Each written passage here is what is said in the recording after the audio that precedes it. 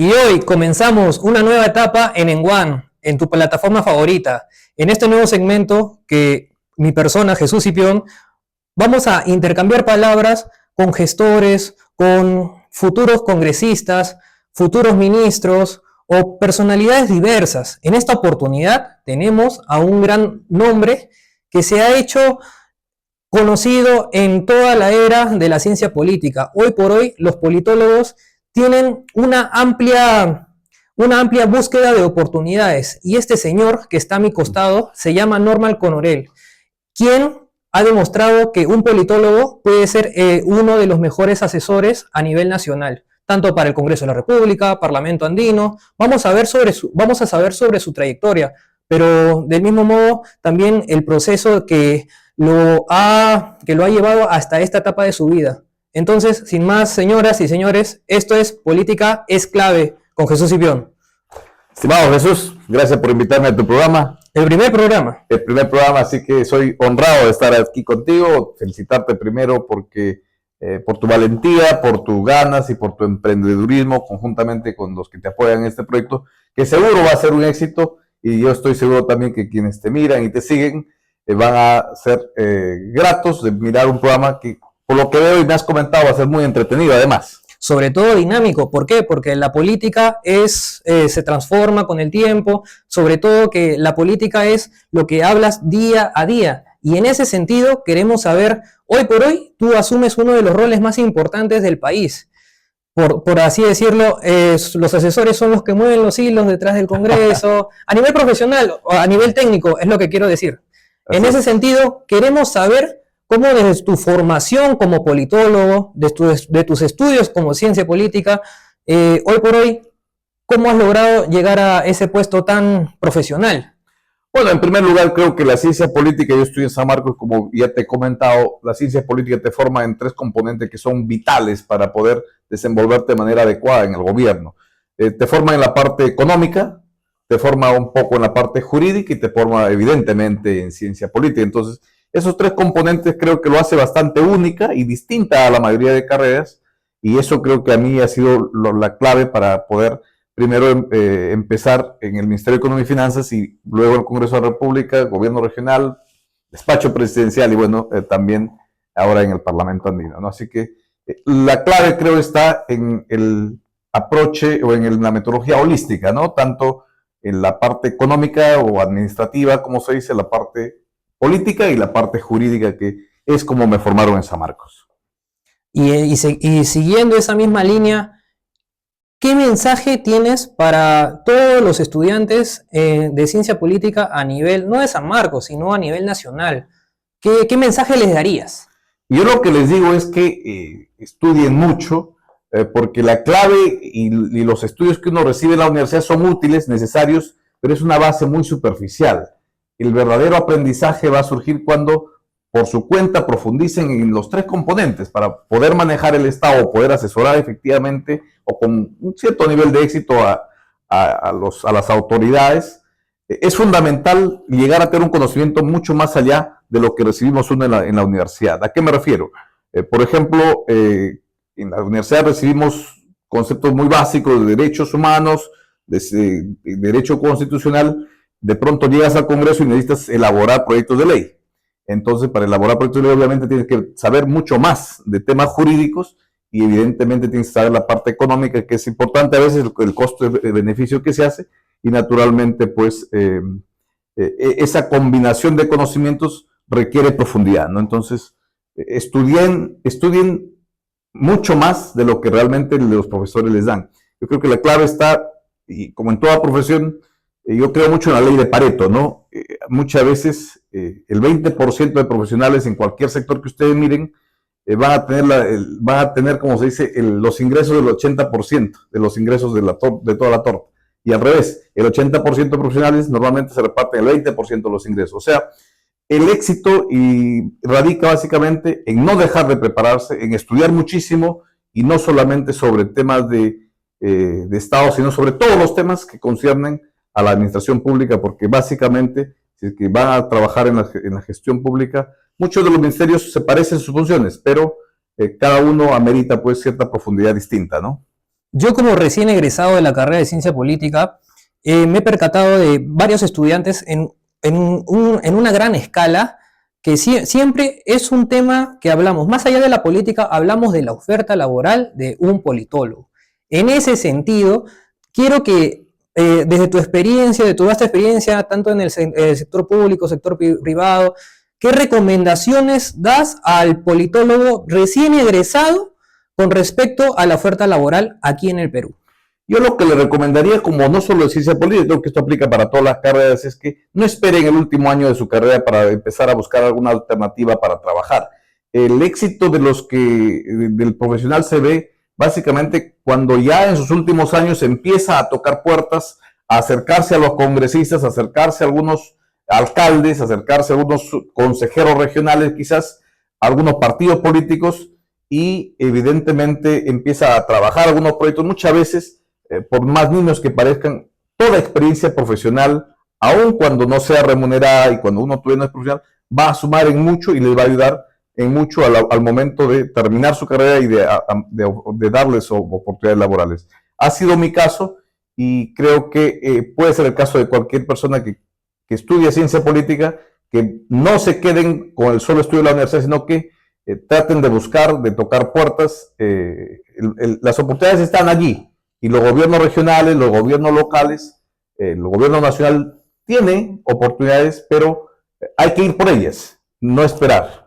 Y en esa misma línea, otro de los grandes detalles, dudas, que no solamente en ciencia política, capaz en otras carreras multidisciplinarias que te ofrece una universidad, es el gran problema de que si yo me uno a militar en un partido político, o sea, solo tengo ofertas laborales en ese mismo partido y no puedo trabajar en otros, o viceversa. ¿Cómo es para ti esa duda que aqueja a múltiples carreras, pero exclusivamente siempre a la ciencia política? Es interesante lo que menciona Jesús, y ahí sí, bueno, desde mi experiencia yo he preferido mantenerme al margen de inscribirme a un partido político, porque claro, uno naturalmente como profesionalmente asesora a personalidades de diversas tendencias políticas, y hay algunos, diría yo, los malos políticos obviamente van a hacer que traten de preferir personas que solamente están inscritas en su partido. Y yo tengo la suerte de trabajar con personalidades que, por suerte, jamás me exigieron que me inscriban al partido para poder permitir asesorarlos. Eso creo que ha sido algo muy interesante, y es por eso que yo me mantengo al margen de inscribirme en un partido político. Pese a que activamente he colaborado con más de un partido político, porque creo que es importante contribuir con la formación y la capacitación, que es algo que se puede dar al margen de la ideología política o al margen del partido que uno tenga. Muchas gracias, Norman. Vamos con el segundo segmento. Norman, ¿en qué espacio deseas estar? Ollantaytambo. Ollantaytambo, bien. Estas son preguntas flash con Norman Coronel.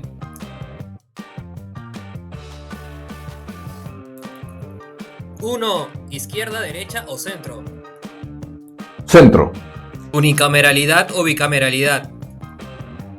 Bicameralidad, de todas maneras. Diputado o senador. Diputado. Voto obligatorio o voluntario. Preferiría que sea voluntario. 5. Improvisar o planificar. Siempre planificar, siempre planificar. 6. Legado o momento. Ambos. 7. Presente o futuro. El futuro y el presente son lo mismo si es que uno piensa de manera profunda. 8. Diálogo o confrontación. Diálogo.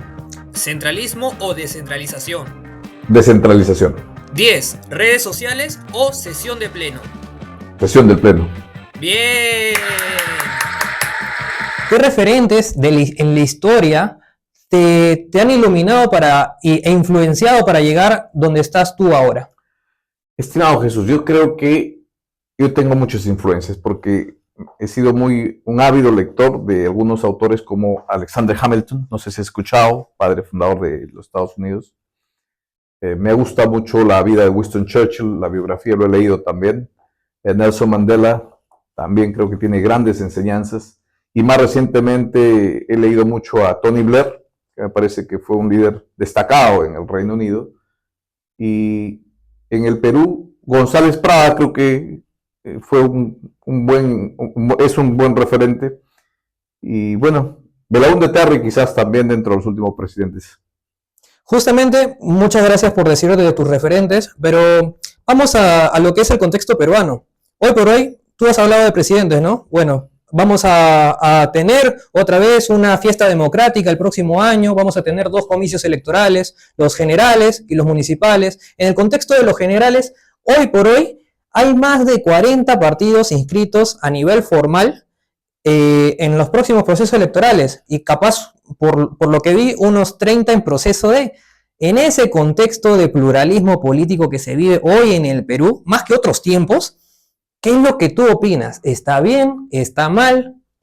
La atomización política en el Perú y de los partidos políticos es sin precedentes la que actualmente vivimos. Tenemos 41 partidos debidamente inscritos y habilitados para las próximas elecciones y, como bien señalaste, una treintena por lo menos en camino. Esto es una desgracia en realidad, porque no ayuda mucho a la formación democrática, creo yo, y no ayuda mucho a que el elector, que ya se complica con 3 o 4 candidatos, tenga ahora que elegir entre más de 40 opciones. Creo que es muy dañino para la democracia y obviamente esa reforma que se ha hecho ha estado muy mal y el Congreso mal hizo en sacar las PASO, porque las PASO por lo menos te permitían filtrar a aquellos que efectivamente tienen cierto grado de representatividad, pero ahora no hay eso, se quitó y ahora pues tenemos este desbarajuste en donde obviamente, seguramente la boleta electoral va a ser en una sábana de 2 plazas por lo menos. Entrando en el tema de volatilidad electoral, siempre vemos que conocidos o a gran escala, ¿no? Por ejemplo, en el 2016 pudiste haber votado, no sé, por Keiko, 2021 por Castillo. En esa denominada volatilidad electoral, ¿cómo crees que va a haber seguro un alto grado de volatilidad en esta oportunidad? Porque, como ya sabemos, el expresidente Pedro Castillo, lamentablemente, o bueno, no sé si decirlo lamentable por las decisiones, bueno, sí, son decisiones lamentables que hace uno, pero de todas formas, hoy por hoy creo que el gran favorito es la antídopa de lo que él reflejaba en el 2021 y ahora la antídopa en el 2026 va a ganar. Es decir, si un partido de izquierda estaba favorito en el 2021, ahora lo más probable es que salga uno de derecha. En ese sentido, ¿qué oportunidades ves para los partidos de derecha en este 2026? Bueno, yo pienso que en realidad lo que ha pasado es que, como te digo, el electorado peruano, si hay algo que como politólogos sabemos, lo más difícil que hacer es predicciones en el Perú. Y aún así, a pesar que estamos en año preelectoral, resulta difícil predecir. El comportamiento electoral es muy cambiante en el Perú y hemos visto pues incluso cómo a nivel de Alcaldía de Lima o a nivel nacional, prácticamente en menos de una semana o 2 semanas a puertas de la elección, cambió todo cambiaron todo el ritmo y la tendencia de la elección. Entonces, es difícil predecir ahora, pero sí creo que la situación actual, tal como lo veo, es que hay muchas condiciones que lo fortalece de uno u otro, creo yo, a partidos como el de la señora Keiko Fujimori, sin duda, ¿no?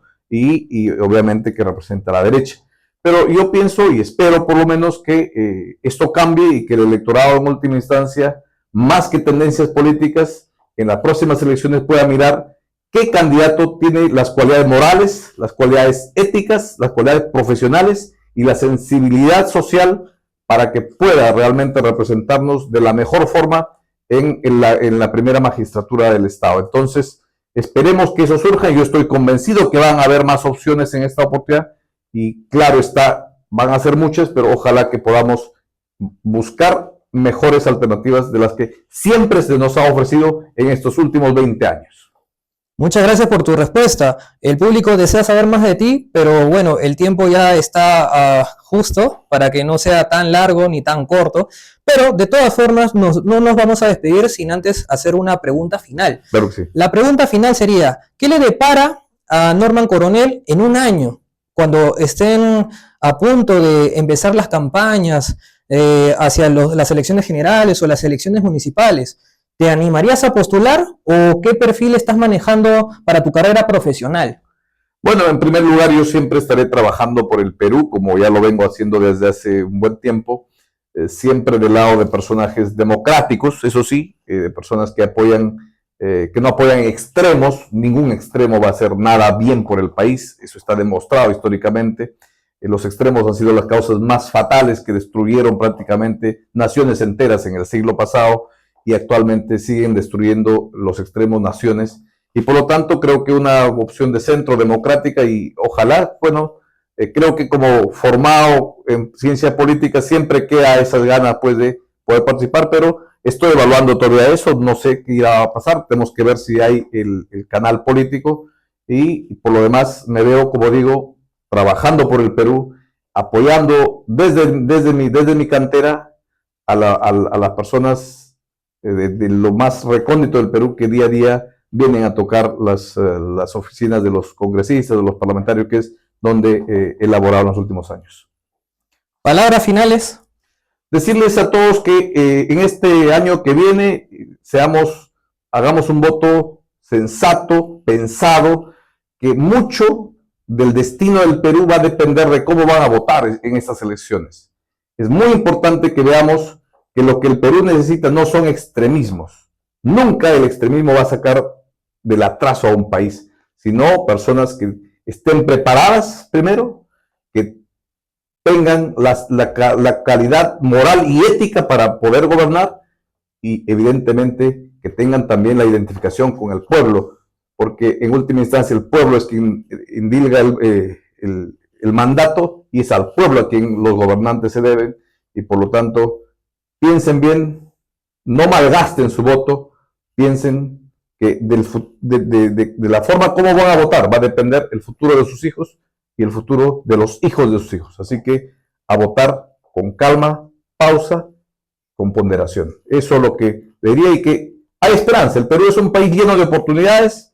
El Perú es un país que ha pasado por situaciones peores a las que vivimos actualmente y que sabremos salir adelante y sabremos construir un país mejor si es que nos unimos y pensamos en el país. Esto ha sido Norman Coronel en esta plataforma en One, en este segmento La política es clave. Y nada, Norman, muchísimas gracias por venir y nos vemos en el próximo video. Muchísimas gracias y estoy seguro que te auguro muchos éxitos. Muchas gracias. Gracias.